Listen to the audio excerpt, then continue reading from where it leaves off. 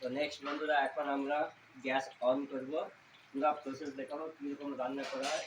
এখন আমরা গ্যাস জ্বালিয়ে এই চালটা বসাবো।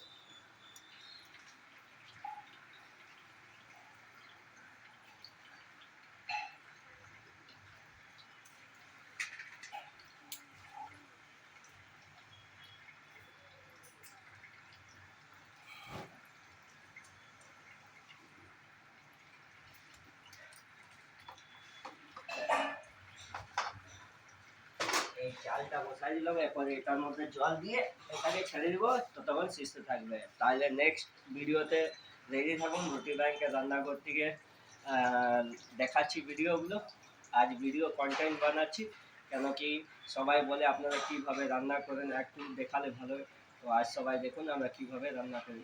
জয় হিন্দ, জয় ভারত।